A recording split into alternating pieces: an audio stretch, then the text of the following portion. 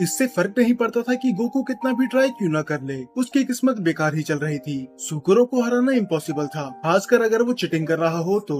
सुकुरो उसे चिढ़ाते हुए बोलता है कि तुम्हें कुछ जल्दी करना चाहिए, वरना देखो मैं एंडिंग तक पहुंचने वाला हूँ, और अगर मैं एक बार पहुंच गया तो तुम मारे जाओगे। और ये बात तो गोकू भी जानता था कि जीतना तो इम्पॉसिबल है, पर गोकू को तो हार का मतलब पता ही नहीं। तो वो बोलता है मैं जब तक ट्राई करते रहूंगा जब तक मेरे पास मौके हैं, और वो अपनी पूरी पावर से डाइस को नीचे फेंकता है और लुढ़कते लुढ़कते वो डाइस गिरने लग जाता है लावा में। पता नहीं क्यों, पर ये देख के सुगुरो के होश उड़ चुके थे और वो डाइस वो बस लावा में गिरने ही वाला था, पर वो चिल्लाने लग जाता है और वो अपने आप ही वापस आ जाता है। गोकू बोलता है कि मेरे कान बज रहे हैं या फिर सच में इस डाइस ने चिल्लाया। सुगुरो बोलता है कि तुम अभी अभी मरे हो तो पक्का तुम्हें इल्यूजन ही हुआ होगा, क्यों ना हम ये सब चीजें छोड़ दे और आगे गेम खेलें। पर गोकू बोलता है कि नहीं, मुझे पक्का पता है कि मैंने कुछ ना कुछ तो सुना था, चलो एक बार फिर से ट्राई करते हैं। गोकू वो डाइस फिर से पकड़ता है और ठीक लावा में फेंकने वाला होता है, पर वो डाइस चेंज हो जाता है और जाता है सुगुरो के पास और बोलता है कि डैडी मुझे इस पागल से बचा लो, वरना ये तो मुझे मार ही डालेगा। गोकू बोलता है डैडी, क्या ये तुम्हारा बेटा है? अब गोकू को धीरे धीरे सारी चीजें समझ में आने लगी थी कि वो दोनों एक रकून है जो अपना रूप बदल सकते हैं। और गोकू बोलता है तो अच्छा, तुम इस तरीके से जीत रहे थे। अब सुगुरु भी अपने ट्रू फॉर्म में आ जाता है। गोकू बोलता है कि मैं तब से यही सोच रहा था कि मेरी किस्मत कब से इतनी खराब हो गई, पर अब चीजें धीरे धीरे समझ में आ रही हैं। तुम चीटिंग कर रहे थे। वो दोनों उससे भीख मांगते हैं कि प्लीज एक भी शब्द मत बोलना, वरना तुम जानते नहीं कि क्या हो जाएगा। पर अब बहुत देर हो चुकी थी, क्योंकि ये डायमेंशन के पास एक खुद की पर्सनैलिटी थी। और वो बोलता है कि तुमने चीट बोला, किसकी इतनी ऐसी हिम्मत हो गई कि उसने इस गेम में चीट करा, ये बिल्कुल भी माफी के लायक नहीं है। गोकू बोलता है कि आखिर हो क्या रहा है। तब सुगुरो बताता है कि इस डायमेंशन में डिसाइड होता है कि तुम जियोगे या फिर मरोगे, पर अगर तुमने चीटिंग करी तो तुम हमेशा के लिए यहाँ पर फंस जाओगे, हमेशा के लिए। और वो जगह डिस्ट्रॉय होने लग जाती है और उनके साथ वो तीनों भी। पर गोकू हार नहीं मानता, वो उन दोनों को पकड़ता है और वहाँ से भागने लग जाता है। सुगुरो तो रोने लग जाता है। वो बोलता है कि थैंक्स हमारी मदद करने के लिए, मुझे तो लगा ही नहीं था कि तुम हमें माफ करोगे उन सब चीजों के बाद जो हमने तुम्हारे साथ करी। तब गोकू बोलता है कि आखिर इधर हो क्या रहा है, तुम तो इस जगह के मालिक थे ना। तब सुगुरो से अपनी पूरी सच्चाई बताता है कि ऐसा कुछ नहीं है, हम दोनों तो बस एक स्पेस रकून है जो यहाँ पर गलती से फंस गए थे, और इस जगह ने हमसे बोला कि अगर हम 5,40,000 बार लगातार जीत गए तो हम यहाँ से बाहर जा सकते हैं। रूल बस एक ही था कि हमें चीटिंग नहीं करनी। पर अब तुम ही बताओ, क्या कोई 5,40,000 बार लगातार जीत सकता है? इसीलिए हमने सोचा कि हम चीटिंग करेंगे और उन्हें कुछ पता नहीं चलेगा। पर अब कुछ फायदा नहीं, हम हमेशा के लिए यहाँ पर फंस जाएंगे। अब उन्हें आगे की तरफ एक दरवाजा दिखता है जहाँ से वो बाहर जा सकते थे, पर अफसोस वहाँ की जमीन टूट जाती है और ये तीनों ही नीचे गिर जाते हैं। पर तभी गोकू को रियलाइज होता है कि यहाँ के रूल ब्रेक्स हो चुके हैं, तो अब वो अपनी पावर भी यूज कर सकता है। तो गोकू अब उन दोनों को पकड़ता है और उन दोनों से बोलता है कि चिंता मत करो, अब मेरी पावर वापस आ चुकी है, तो मैं अपने अटैक से स्पेस और टाइम को बेंड कर सकता हूँ, बस तुम मुझे पकड़े रहना, चाहे कुछ भी हो जाए। अब गोकू अपनी की चार्ज करने लग जाता है, क्योंकि उसे अपनी पूरी ही पावर उस अटैक में लगानी थी। याद है एक बार जैसे बू और गोटेंग्स ने करा था। पर सुगुरो बोलता है कि मान भी लिया अगर ये पोर्टल खुल गया तो हम जाएंगे कहाँ? गोकू बोलता है कि उसका जवाब मुझे नहीं पता, बस हमें यहाँ से बाहर निकलना है। तब गोकू हंसते हुए बोलता है कि मुझे नहीं पता कि हम मरेंगे या फिर जिएंगे, पर ये चीज हमें तभी पता चलेगी जब हम ट्राई करेंगे। अब ये सारा गेम लक के ऊपर है। तो गोकू कामेहामेहा का यूज करके स्पेस और टाइम को बेंड कर देता है और वहाँ पर खुलता है एक बहुत ही बड़ा पोर्टल। वो उस जगह से तो बाहर आ चुके थे, पर अब वो फंस चुके थे एक वॉइड में जहाँ पर आसपास कुछ भी नहीं था, और उस स्पेस की चीजें यहाँ पर आके गिरने वाली थी जिनसे इनकी जान भी जा सकती थी। पर तभी कायोशिन को उनकी एनर्जी महसूस हो जाती है और वो बिना समय गवाए उनके पास आ जाते हैं और उन तीनों को लेके जाते हैं सेक्रेट वर्ल्ड ऑफ काय में। गोकू अपनी आंखें खोल के देखता है, उसे यकीन नहीं होता। क्या ये आप हैं ओल्ड काय? आपसे मिले हुए तो जमाना हो गया, पर आप तो अभी भी वैसे ही दिख रहे हैं। और वो गोकू से बोलते हैं पर तुम बहुत चेंज हो चुके हो। तब गोकू पूछता है कि आखिर तुमने हमें बचाया कैसे? तब कायोशिन बोलते हैं कि हम काय सुगुरो स्पेस में छोड़कर पूरे यूनिवर्स में कहीं भी ट्रैवल कर सकते हैं, और जैसे ही तुम उस डायमेंशन से बाहर निकले हमने तुम्हें बचा लिया। और सुगुरो और उसका बेटा झुक के गोकू को थैंक्स बोलते हैं। वो बोलते हैं कि शुक्रिया हमारी जान बचाने के लिए, मुझे तो याद भी नहीं कि मैं उस डायमेंशन में कब से फंसा हुआ था, और हम वादा करते हैं कि समय आने पे हम तुम्हारी मदद जरूर करेंगे। और दूसरी तरफ तैयारी हो चुकी थी डफल प्लेनेट पे जाने की। मिस्टर सेटन देखता है बुल्मा, चीची और अपनी खुद की बेटी को, जो वहाँ पर जाने के लिए तैयार थे। मिस्टर सेटन से रहा नहीं जाता कि उसकी बेटी भी वहाँ पर जा रही है। और दूसरी तरफ पैन जाती है गिरू की बॉडी के पास, जो कि अब मर चुका था। पैन उससे बोलती है कि मुझे माफ कर देना कि मैं यहाँ नहीं थी तुम्हें प्रोटेक्ट करने के लिए, पर मैं वादा करती हूँ कि मैं तुम्हारी मौत का बदला जरूर लूंगी। तो वो उससे अपना स्कार्फ वापस ले लेती है और गिरू को अपने बैग में डाल देती है। अब इन्हें किसी तरह वहाँ पर जाना था, पर दिक्कत ये थी कि बेबी इन तीनों को ही जानता है, तो अगर ये उधर गए तो वो उन्हें आसानी से पकड़ लेंगे। पर पैन बोलती है कि मेरे पास एक आइडिया है, हमें अपना लुक थोड़ा चेंज करना होगा। हालांकि वो दोनों तो अपना लुक चेंज नहीं कर सकते, पर उसे पता था कि माजिन बू कर सकता है। और यही सब देख रहा होता है गोकू काइस के प्लेनेट पे। वो पूछता है कि आखिर ये सब लोग जा किधर रहे हैं। तब कायोशिन बताते हैं कि बेबी ने अपने प्लेनेट को रिवाइव कर दिया ड्रैगन बॉल की मदद से, और अब ये सभी जा रहे हैं उसके प्लेनेट पे। गोकू बोलता है कि तुम्हारा मतलब क्या है? मुझे अच्छे से याद है हमने ड्रैगन बॉल तो डेंडे को दे दी थी। तब एल्डर काई बताते हैं कि जब तुमने ड्रैगन बॉल डेंडे को दी थी तब वो पहले से ही उनके कंट्रोल में था। तब गोकू वार्म अप करते हुए बोलता है कि बातें बाद में करना, अब चलो चलते हैं। कायोशिन उससे पूछते हैं कि चलते हैं से तुम्हारा क्या मतलब है? तब गोकू बोलता है कि हमें अर्थ वापस जाना होगा, हमें पैन और बाकी लोगों को बचाना है। पर एल्डर काई साफ मना कर देते हैं कि तुम्हें पता है ना कि पिछली बार बेबी ने तुम्हारा क्या हाल करा था, और तुम तो सुपर CN3 भी अच्छे से यूज नहीं कर पा रहे, तो तुम्हें लगता है कि तुम अब बेबी को हरा पाओगे, वो जिसके पास वेजिटा, बुल्मा, बूला, गोहान और ट्रंक्स की पावर है। तब गोकू थोड़ा भड़क जाता है, तो आप क्या चाहते हैं? क्या मैं ऐसे ही बैठ के सबको मरते हुए देखता रहूं? तब एल्डर काई बोलते हैं कि तुम्हें ट्रेनिंग चाहिए जिससे तुम उसे हरा सको। अब गोकू को उनकी बात में थोड़ा दम लग रहा था, और दूसरी तरफ बू आ चुका था उस लाइन में अपना रूप चेंज कर, और उसकी बॉडी के अंदर थे पैन और मिस्टर सेटन, और उसी के पीछे होता है क्रिलिन। वो माजिन बू से थोड़ी बहस करता है कि तुम मेरी लाइन के बीच में क्यों आ गए, पर थोड़ी देर बाद ही बात घूम जाती है फैमिली पर। वो अपनी फैमिली के बारे में बताने लग जाता है कि किस तरह वो कितना लकी है कि उसके पास इतनी अच्छी फैमिली है। पर इतने में ही बुल्मा आके बताती है कि अब शिप फुल हो चुकी है, तो तुम अभी नहीं आ सकते, तुम्हें बाद में आना होगा।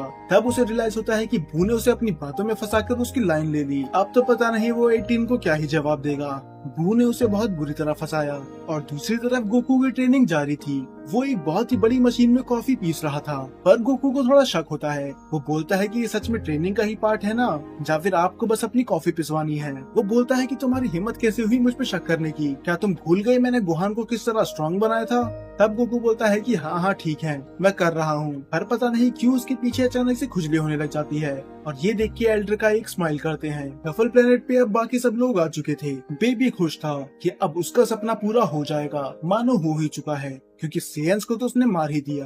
और वहाँ पर पहुँच चुके थे माजिन बू, मिस्टर सेटन और पैन भी। तब पैन उन्हें एक दवाई देती है। वो बोलती है कि सभी लोगों को ये खिला दो। ये दवाई उनके पेट में जाने के बाद उन्हें एक्स को पूरी तरह से डिस्ट्रॉय कर देगी, और हमें अपने लोग वापस मिल जाएंगे। मिस्टर सेटन को थोड़ा शक होता है, क्या तुम्हें सच में लगता है कि ये काम करेगी? पर पैन तो जवाब भी नहीं देती। वो उड़ के वहाँ से सीधा उनके पास चली जाती है, और लोगों को वो दवाई खिलाने लग जाती है। इसका कुछ तो असर हो रहा था। वो सब पेट पकड़कर बैठने लग जाते हैं, तो मानो ये दवाई काम कर रही थी। और तभी पैन के ऊपर एक लात पड़ती है, और वो होती है विडल। पैन उससे बोलती है कि मॉम प्लीज ये दवाई खा लो, ये खाने के बाद आप पहले जैसी हो जाओगी। पर वो उसे एक चाटा मारते हुए बोलती है कि बदतमीज मत बनो, तुम्हारी हिम्मत कैसे हुई बेबी सामा को डिसरिस्पेक्ट करने की? अब एक चाटा खाने के बाद वो अपने डैड के पास चली जाती है, और गोहान बोलता है कि चिंता मत करो, कुछ समय बाद अब तुम भी हम में से एक बन जाओगी, फिर हम एक अच्छे परिवार की तरह रह सकेंगे। पर बेबी साफ मना कर देता है कि मुझे ये बिल्कुल भी पसंद नहीं है, तो इसको तुम जान से ही मार दो। और वो दोनों वैसा ही करते हैं, और ये चीज गोकू वहाँ से देख रहा था। गोहान पैन को गले से पकड़ लेता है और की ब्लास्ट से उसे मारने ही वाला होता है। गोकू बोलता है कि अब मुझे वहाँ पर जाना ही होगा, इससे फर्क नहीं पड़ता कि मैं तैयार हूँ या नहीं, अगर मैं इधर बैठे रहा तो वो मेरी पोती को मार देंगे। पर तभी वहाँ पर आता है एक मिस्टीरियस कैरेक्टर, जो अपनी एक किक से ही गोहान को बहुत दूर जाके गिरा देता है और पैन को बचा लेता है। और ये मिस्टीरियस कैरेक्टर कोई और नहीं था, खुद ऊब। वो बोलता है कि मैं अपनी सेंसे की पोती को एक खरोच भी नहीं आने दूंगा, अगर तुम्हें इसे नुकसान पहुंचाना है तो तुम्हें मुझसे गुजरना होगा। घोटन बोलता है ये तो ऊब है, और बेबी भी एक स्माइल के साथ बोलता है कि मुझे पता नहीं था कि तुम जैसी कीड़े अभी और बचे हुए हैं। पैन उससे पूछती है कि आखिर तुम बेबी के कंट्रोल में क्यों नहीं हो? मुझे तो लगा उसने सब इंसानों को ही कंट्रोल में कर लिया। तब ऊब बताता है कि उसके लोगों ने कोशिश तो करी थी, पर किसी तरह मैं उनसे बच के पहाड़ों में छुप गया, इसी उम्मीद में कि गोकू कुछ न कुछ तो कर ही लेंगे। पर जैसे ही मैंने महसूस करा कि उनकी की अचानक से गायब हो गई, मुझे वापस आना ही पड़ा। अब प्लीज मुझे बता दो कि गोकू सही सलामत है। पर पैन इसका कुछ जवाब नहीं देती। अब्बू को जिसका डर था वही हुआ,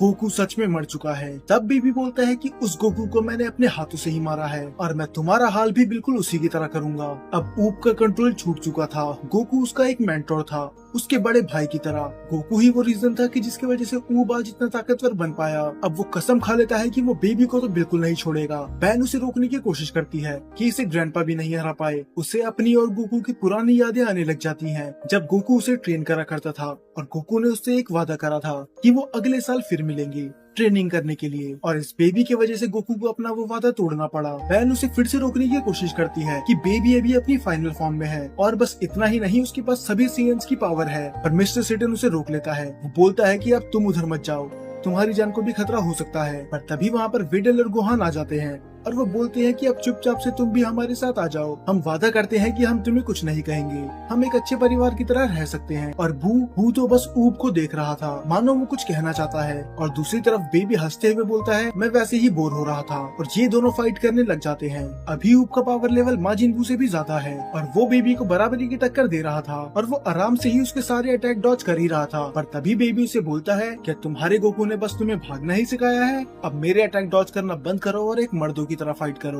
और ये सुनने के बाद ऊब उसे एक बहुत जोर का पंच मारता है और बेबी सीधा वॉल पे जा गिरता है। ये देखने के बाद गोहान, ट्रंक्स और गोटिन वहाँ आ जाते हैं उसे प्रोटेक्ट करने के लिए। पर ये चीज होने के बाद बेबी बहुत बुरी तरह से भड़क जाता है, ऊब पे नहीं अपने ही साथियों पे। वो बोलते हैं कि तुम बेवकूफ यहाँ पर क्या कर रहे हो, क्या मैंने तुम्हारी मदद मांगी? वो सब हैरान थे। वो बोलते हैं कि हम तो बस आपको बचाने आए थे। तब बेबी और भी गुस्से में बोलता है कि तुम्हें क्या लगा मुझे तुम्हारी मदद की जरूरत है? तुम्हारी हिम्मत भी कैसी हुई ये सोचने की कि मैं इस बच्चे से हार जाऊंगा? और ये बोलने के बाद बेबी उन तीनों पे अटैक कर देता है। ऊब तो हैरान था कि इसने अपने साथियों को भी नहीं छोड़ा, तो इससे दया की उम्मीद क्या ही रखी जाए। और पता नहीं क्यों माजिन बू तो अभी भी ऊब को देखे ही जा रहा था। गोकू बोलता है कि अब बस बहुत हुआ, अब मुझे वापस जाने दो। तब एल्डर गाय बोलते हैं कि तुम बहुत ज्यादा जिद्दी हो। पर तब वो बोलते हैं, चलो ठीक है, अगर ये एक इमरजेंसी है तो मुझे तुम्हारी ट्रेनिंग को सस्पेंड करना होगा और तुम्हारे प्रोसेस को फास्ट करना होगा। पर याद रखना कि ये तरीका आसान नहीं होने वाला।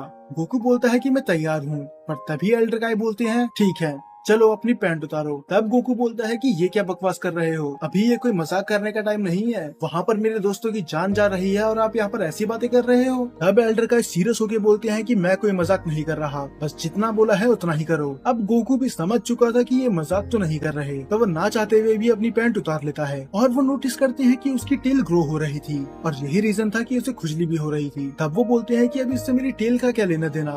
अब वो बोलते हैं कि इसी का तो लेना देना है। बोलते हैं कि बस तुम एक काम करो, मुझे बहुत बड़ा प्लायर ला के दो। तब कायोशिन बोलते हैं कि आपको यहाँ पर प्लायर कहाँ मिलेगा, पर अर्थ पे जाने का तो सवाल होता ही नहीं। तब सुगुरो बोलता है कि इसकी चिंता आप मत करो और उसका बेटा बहुत बड़े प्लायर में बदल जाता है। और वो बोलते हैं कि इतना काफी होगा। तब एल्डर काय बोलते हैं कि ये एकदम परफेक्ट है, क्योंकि अगर एक बार उसकी टेल वापस आ गई तो गोकू बहुत ज्यादा स्ट्रॉन्ग बन जाएगा। गोकू को पता था कि इसमें बहुत ज्यादा दर्द होने वाला है, पर अगर उसे अपने दोस्तों को बचाना है तो इतना दर्द तो सहना ही होगा। वो बोलता है कि जो करना है करो, पर जल्दी करना। और दूसरी तरफ अब बेबी बहुत बुरी तरह से पिट रहा था, पर फिर भी ऊब की तारीफ करनी होगी। वो बेबी के सुपर फॉर्म को भी टक्कर दे रहा था। बस इतना ही नहीं, खुद बेबी भी बहुत ज्यादा इम्प्रेस होता है। वो कहता है कि तुम्हारी तो तारीफ करनी होगी, अगर मैं अभी वेजिटा की बॉडी में नहीं होता या फिर अपनी सुपर फॉर्म में नहीं होता तो शायद मैं तुमसे बुरी तरह से हार जाता, पर मेरी फाइनल फॉर्म में तुम्हारी इतनी औकात नहीं कि तुम मुझे हरा सको। और वो दोनों ही कीबला से अटैक करने लग जाते हैं और बेबी बोलता है कि मैं तुम्हें तुम्हारे मास्टर गोकू के पास ही पहुंचा दूंगा। और वो अटैक खा के नीचे गिर जाता है। पैन उसे बहुत उठाने की कोशिश करती है कि तुम ही हमारी एक आखिरी उम्मीद हो, अगर तुम्हें भी कुछ हो गया तो बेबी को कोई नहीं हरा पाएगा। पर ऊब जवाब नहीं देता, तो पैन उस पर अटैक करने खुद ही चली जाती है। तब मिस्टर सेटन बू से भीख मांगते हैं कि प्लीज पैन को बचा लो, अगर उससे कुछ हो गया तो मैं अपने आप को कभी माफ नहीं कर पाऊंगा। मैं अपनी बेटी को तो पहले खो ही चुका हूँ, अब अपनी पोती को भी नहीं खोना चाहता। तब बू बोलता है कि आप चिंता मत करो, पैन को कुछ नहीं होगा। और वो पैन को आराम से पकड़ लेता है। बू बेबी की तरफ देख रहा था, मानो वो उससे फाइट करना चाहता है। पर मिस्टर सेटन बोलते हैं कि हमें यहाँ से भागना होगा, अगर उसे ऊब नहीं हरा पाया तो तुम भी नहीं हरा पाओगे। इससे अच्छा होगा कि हम भाग के अपनी जान बचा लें। और और बू वैसा ही करता है, क्योंकि फाइट से ज्यादा जरूरी उसके लिए मिस्टर सेटन और पैन की जान बचाना था। और जब वो वहाँ से जा रहे होते हैं वो देखते हैं कि सभी लोग बेबी को अपनी एनर्जी दे रहे हैं। मिस्टर सेटन बोलते हैं कि आखिर ये क्या है। तब बू बताता है कि वो रिवेंज डेथ बॉल बना रहा है, ठीक जैसा उसने गोकू के साथ करा था वैसा ही अब वो ऊब को भी मारना चाहता है। अब माजिन बू मिस्टर सेटन और पैन को बहुत दूर जाके छोड़ के आ जाता है और वो अजीब अजीब सी बातें करने लग जाता है कि मिस्टर सेटन आप मेरे पहले और सबसे अच्छे दोस्त हैं, मैं आपको कभी नहीं भूलूंगा चाहे कुछ भी क्यों ना हो जाए। मिस्टर सेटन बोलते हैं कि हाँ तुम भी मेरे सबसे अच्छे दोस्त हो, पर तुम अभी ऐसी बातें क्यों कर रहे हो। तब माजिन बू बेबी की तरफ देखता है और वो बोलता है कि आप मेरे बहुत अच्छे दोस्त हैं, पर मुझे ऊब को बचाना होगा तो मैं यहाँ से जा रहा हूँ। और शुक्रिया उन सब चीजों के लिए जो आपने मेरे लिए किया, मैं वो सब कभी नहीं भूलूंगा। और ये बोल के माजिन बू वहाँ से चले जाता है। बेबी उसे अपने रिवेंज डेथ बॉल से मारने ही वाला था, पर वो अटैक तो बू कैंडी की तरह खा जाता है। पर बेबी को लगता है कि वो मारा गया, तो वो बुलमा के साथ वहाँ से चले जाता है। फिर हमें दिखाया जाता है कि ऊब वहाँ पर पड़ा होता है और साथ ही पड़े होते हैं माजिन बू के सैकड़ों टुकड़े। ऊब सोचता है कि आखिर ये कौन था, उसने मुझे क्यों बचाया। तब उसे एक माजिन बू का इल्यूजन दिखता है और वो बोलता है कि मैं तुम्हारा ही एक हिस्सा हूँ, तुम्हें याद नहीं है पर पिछले जन्म में तुम किड बू थे, एक ईवल मॉन्स्टर, और उसी से जन्म हुआ था मेरा, तो मैं तुम्हारा ही एक हिस्सा हूँ। और जब मैं तुम में पूरी तरह से समा जाऊंगा तुम्हें अपनी पूरी पावर वापस मिल जाएगी। और बू वैसा ही करता है, वो अपने आप को सेक्रीफाइस करके ऊब की बॉडी के अंदर चली जाता है। अब फाइनली किड बू को अपनी पूरी पावर मिल चुकी थी और अब वो जी वाले किड बू से भी बहुत ज्यादा पावरफुल था। पर अफसोस इसके लिए माजिन बू को अपनी जान देनी पड़ी। और उधर काय के प्लेनेट पे सब लगे हुए थे गोकू की पूंछ खींचने के लिए, और ऊब वो फाइनली तैयार था बेबी से लड़ने के लिए। तो क्या ऊब अब बेबी को रोक पाएगा, और क्या गोकू की टेल कभी वापस आ भी पाएगी या फिर नहीं, इसका जवाब मिलेगा आपको अगले एपिसोड में, जो बहुत ही जल्द आ जाएगा।